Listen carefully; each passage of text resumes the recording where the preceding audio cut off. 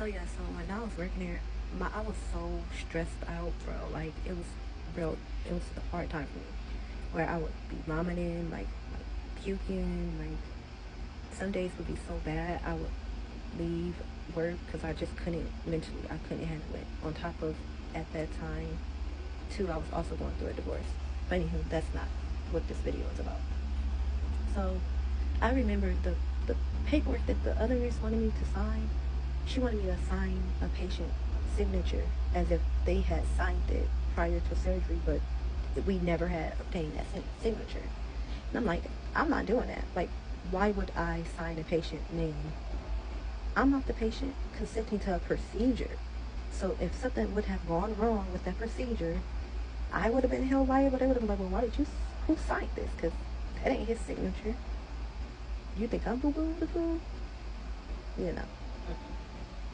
So, that was the whole deal. Like, people was like, like, it's so, when you are the only person that look like yourself that work at a place, it's very, very, very, very difficult. Very difficult. I was very competent in everything that I do. For one, I didn't travel nurse for a long time, but for 1 year. I was a CNA first and then went on to get my bachelor's degree. But being a travel nurse, you're expected to go and do what you need to do. And if you shouldn't have questions. If you do have questions, ask them. Because if you don't ask and you just do it, that's unsafe. Okay? But I reference my policy and procedure. Like, you can ask me a question, I'm like, I remember reading that somewhere. And I'm gonna find the answer for you, baby, because that's like I love that. Like, I love policy and procedure. Because it literally is the blueprint of caring for the patient in all aspects, right? But anyway, I remember this one manager told me that, what do you mean policy and procedure? That's not the be-all, end-all. Like, you can go around it. Like, he didn't even know. But that's another story that I'm going to keep on telling this, because this is my life. Like, this is what I've been going through. But yet, I've been called lazy, and that I need to grind harder, and that I need to get a nursing job, and all of that stuff. But just to share with y'all what I experienced. So, anywho. So, that was that situation. But then, like, I was so tired of it, and I remember one day I wrote an email, and I was saying basically, since management wasn't able to address my concerns, who can I escalate this to? And I also, I said that in some more stuff, but I'm not going to say everything that I said in the email. Less than 15 minutes later, after I had sent that email, I got called in the office. And then, so it's the manager, Nikki, and then it was HR, but I don't remember his name.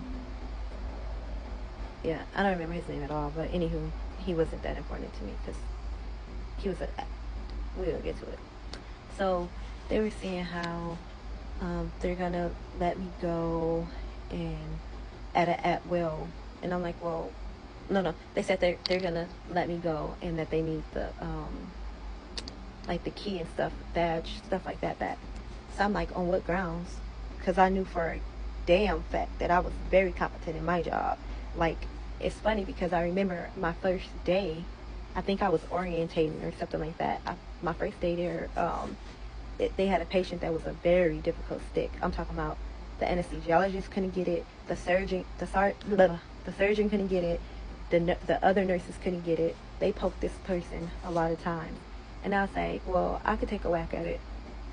So then that nurse, Sue, that was always bullying on me, her old butt, like, she always being mean to people, like, she needs to go sit down somewhere. But anywho, she was like, no, if Dr. South can get it, then you definitely can't get it. What? Do you not know who I am? Do you not know who I am? First of all, okay? Anywho, I'm always up for a challenge, because, like, bring it, because I'm going to embrace it, okay? But anywho, I'm like, alright. So I clean my hands, I get all my stuff ready, and I explain to the patient, like, when I go in there, the normal things that, well, you would think it's normal, but people didn't do it. I did everything by the book, to the T. Dr. I, baby. I learned my lesson from when I was CNA, that I learned how important life is, and that we literally have people's lives in our hands. And I ain't gonna lie, when I was a CNA in the beginning, my mentality was so effed up. It was, let me hurry up and get clock out when it was, I think it was like 3 or 3:30. I don't know what time it was, I can't remember, but I would clock out right on time. I don't care if it ain't done. It just wasn't going to be done that day. It was going to get passed on to the next person coming in. But anywho, growth. Let me tell you, growth. So, I didn't get all off topic. But I don't even know what I was saying. Oh, y'all going to be so mad at me. Let me pause this so I can go and see where I left off as I can come back. Hold up.